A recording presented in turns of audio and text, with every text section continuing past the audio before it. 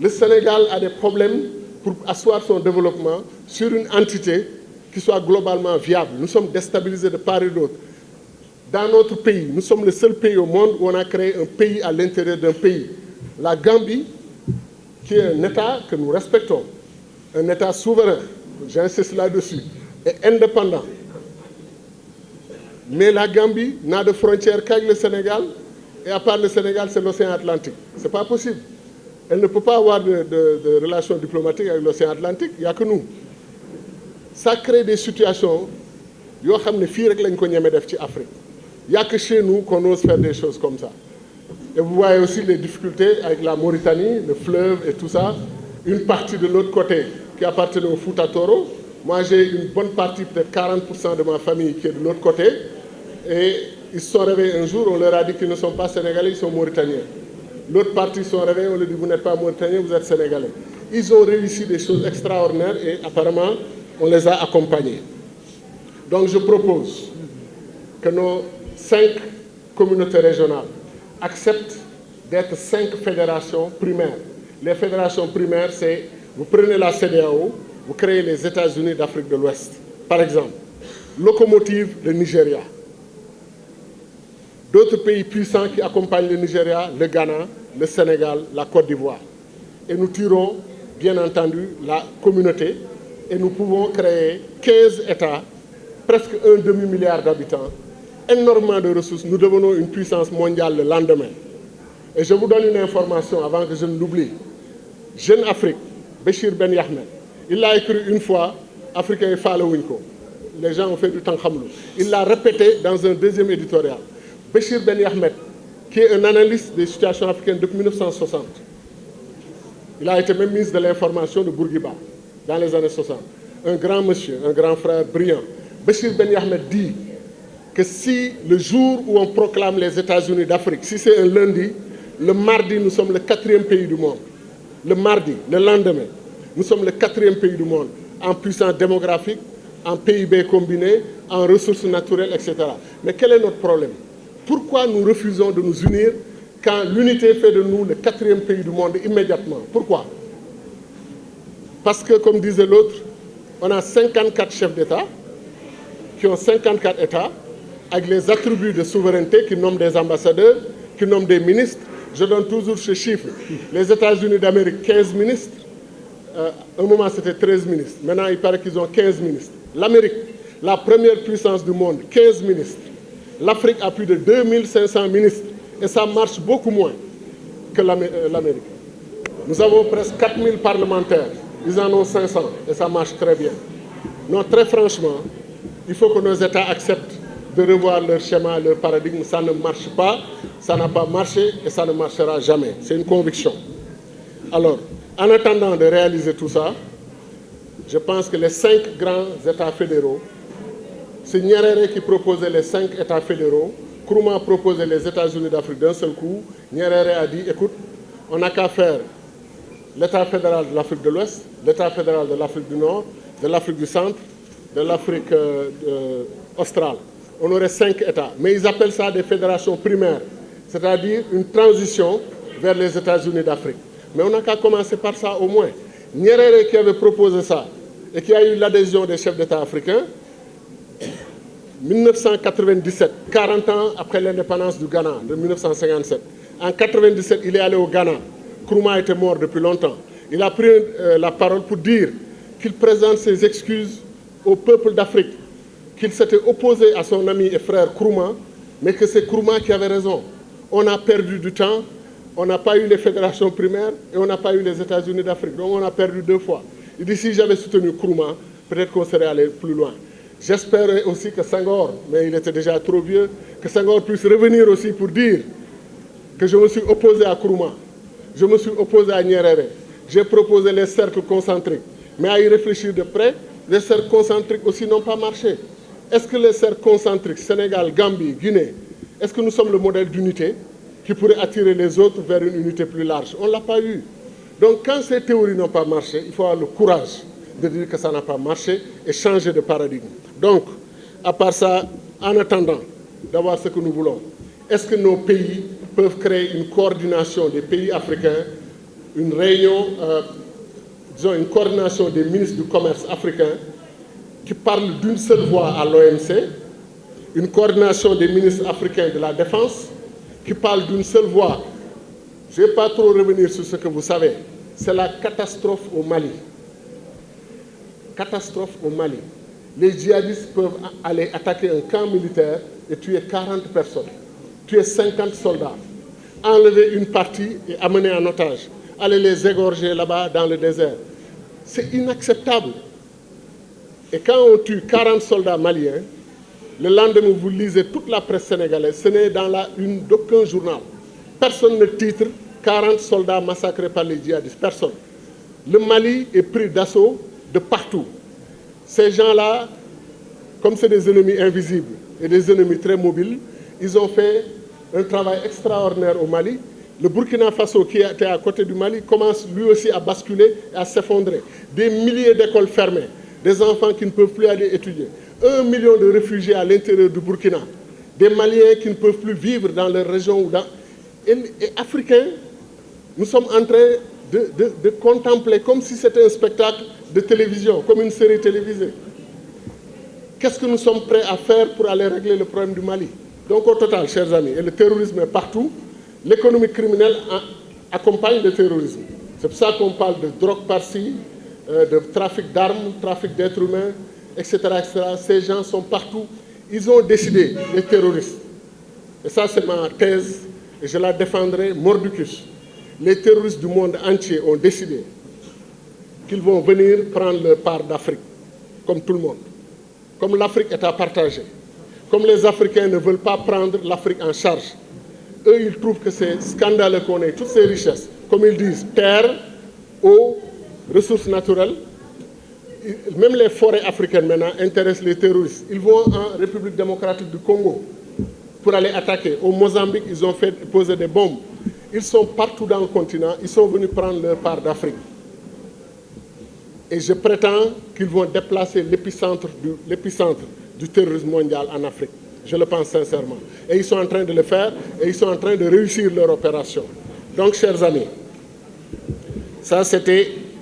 Je propose aussi, comme mesure transitoire, parler d'une seule voix, c'est bien, mais qu'on enlève dans les plus brefs délais les visas entre Africains. C'est une honte pour un Africain d'aller dans un aéroport d'un pays africain. Les Européens arrivent, montrent leur passeport sans visa, ils passent.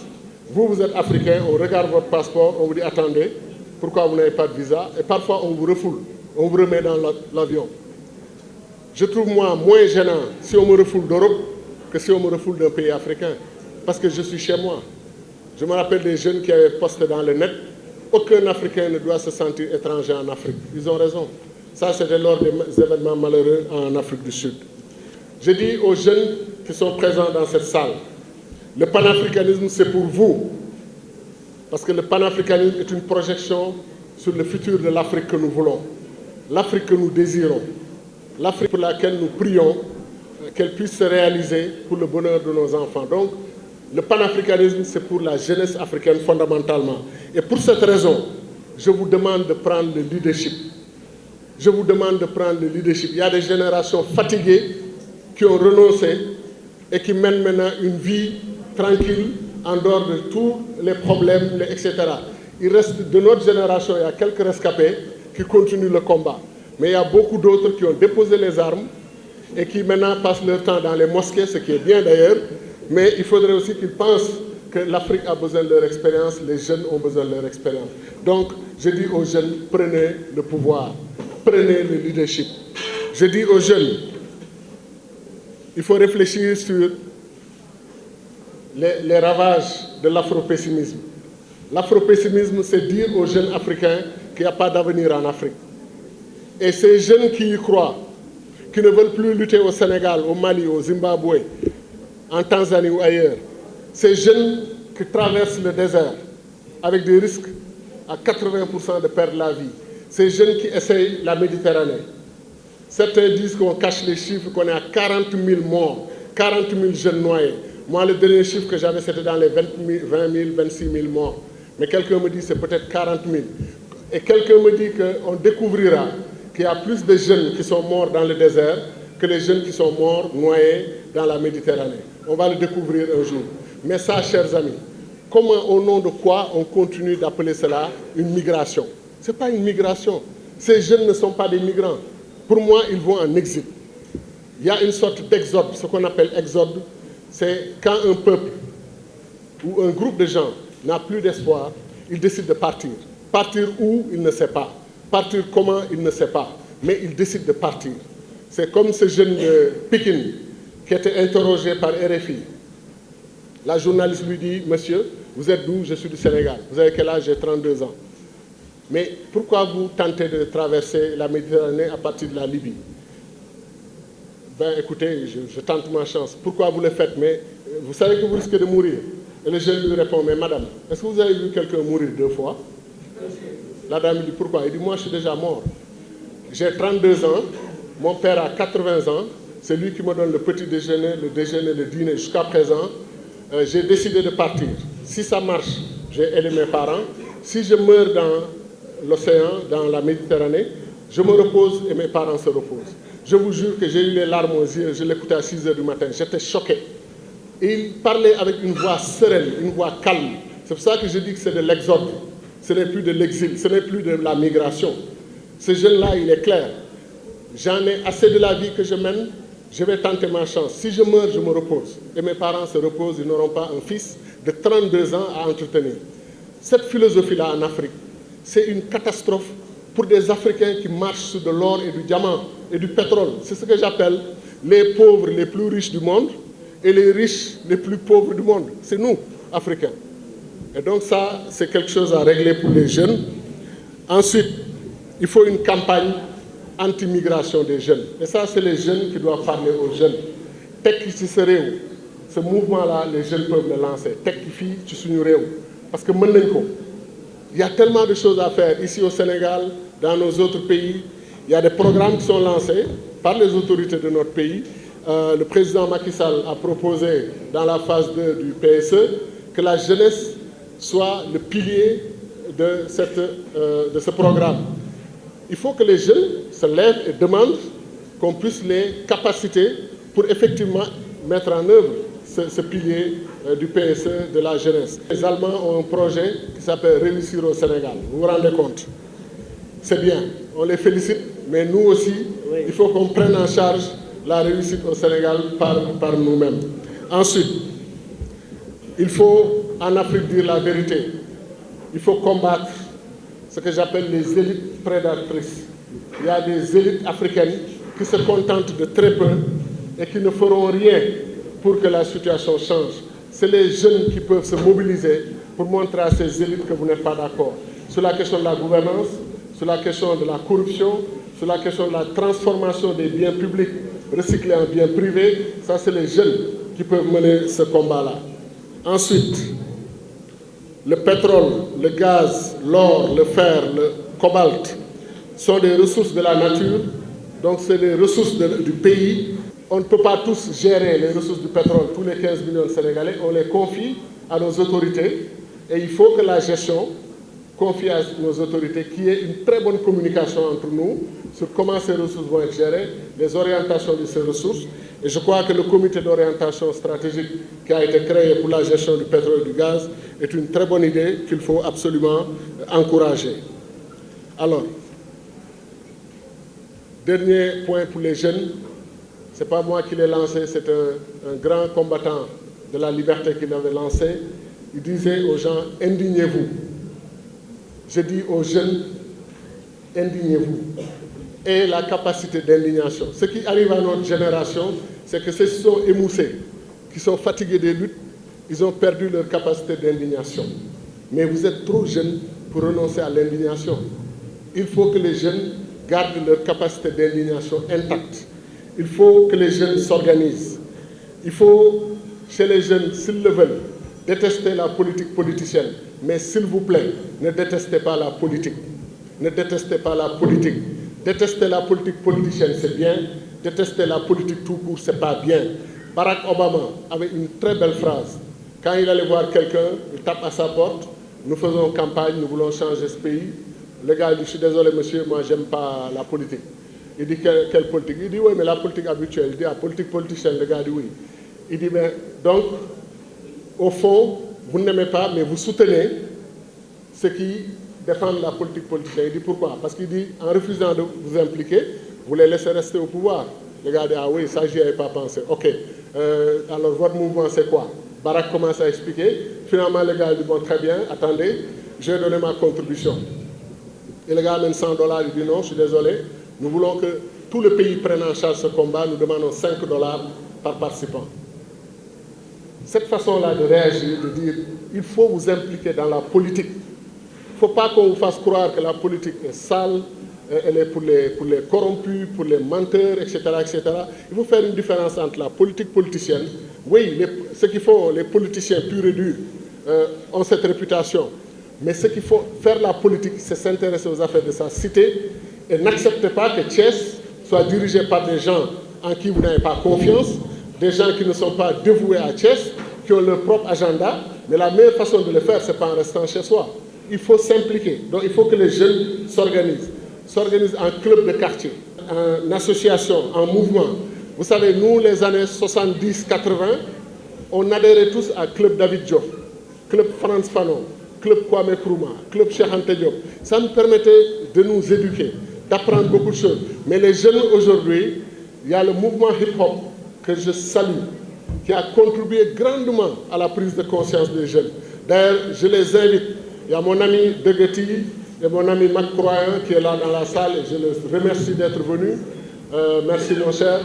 C'est des jeunes. Degueti, s'il était là, Mac Croyan, je leur demandais de dire un mot aux jeunes parce que leur mouvement va au-delà de la musique simplement.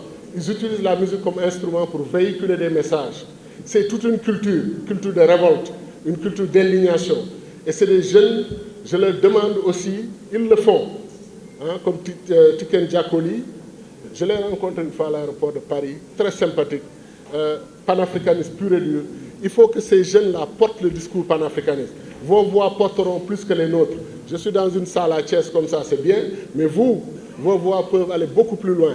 Il faut que les jeunes du mouvement hip-hop, rap et autres prennent en charge le combat pour l'Afrique.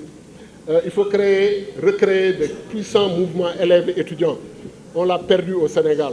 Les mouvements élèves et étudiants nous ont beaucoup appris, nous ont éduqués, nous ont façonnés. Il faut peut-être retourner à ces mouvements. Je vous demande de rencontrer tous les leaders politiques sénégalais qui vous intéressent et posez-leur la question. Quel est votre paradigme pour le développement du Sénégal? Est-ce que vous êtes d'accord pour les États-Unis d'Afrique? Quel est votre point de vue sur le panafricanisme? Si les réponses vous conviennent, soutenez-les. Si les réponses ne vous conviennent pas, il faut vous démarquer. Il faut vous démarquer. Comme je le dis toujours, on ne peut pas dire qu'on est panafricaniste jusqu'aux os et on va rencontrer un dirigeant anti-panafricaniste et on vote pour lui, on travaille pour lui, on va avec lui. Ça n'a pas de sens. Il faut être cohérent dans la vie. Il faut respecter vos choix et je pense que c'est important de rencontrer les dirigeants. Ensuite, vous devez exiger à tous les partis panafricanistes de fusionner en un seul grand parti panafricaniste, à une seule grande alliance. Nous, on est en discussion avec beaucoup de mouvements panafricanistes pour créer un seul mouvement national, un grand parti panafricaniste au Sénégal. Nous avons 321 partis pour 15 millions d'habitants. Et au moins 300 partis ont écrit dans leur constitution qu'ils sont panafricanistes. Ils n'ont qu'à venir. On crée un seul parti panafricaniste avec 100 mouvements, 200. Ça va être puissant. Et le Sénégal était leader du panafricanisme avant. On va renouer avec le leadership, n'est-ce pas? Donc je disais aux jeunes, montrez la voie. Ne suivez pas forcément les générations qui vous ont précédé. Vous pouvez diriger le mouvement panafricaniste dans notre pays. Une des urgences panafricanistes qui me semble la plus importante, beaucoup disent que c'est la monnaie africaine, c'est la ZLECA, etc. Je suis tout à fait d'accord. Mais pour moi, l'urgence africaine numéro 1, de Rabat, de Tanger à Cape Town, en Afrique du Sud, l'urgence africaine numéro 1, c'est de libérer le Mali. C'est de libérer le Burkina Faso. Nous sommes en train de jouer avec le feu. Si nous laissons les gens prendre le Mali, prendre le Burkina, le Sénégal sera plus qu'en danger. Je sais s'ils n'ont pas une stratégie différente par rapport au Sénégal. Ces gens-là ont occupé toute l'Afrique de l'Ouest, ils sont partout. Eux et les tenants de l'économie criminelle, ils sont partout chez nous. partout dans ce continent. Ils attaquent la RDC, ils attaquent le Cameroun, ils attaquent le Nigeria, le Tchad, ils attaquent l'Afrique du Sud, le Mozambique. Ça veut dire qu'ils ont occupé tout le continent. L'urgence numéro 1, c'est de libérer le Mali et le Burkina. Et il faut que tous nos pays s'accordent et que tous les panafricanistes en fassent leur discussion de tous les jours. Dernière urgence aussi, parce qu'il y a beaucoup d'urgences, c'est obtenir un siège de membre permanent au Conseil de sécurité des Nations Unies. C'est inacceptable qu'on soit 54 pays membres du système des Nations Unies, 1,2 milliard d'habitants, et quelqu'un a écrit que dans 30 ans, nous serons 2,5 milliards d'Africains.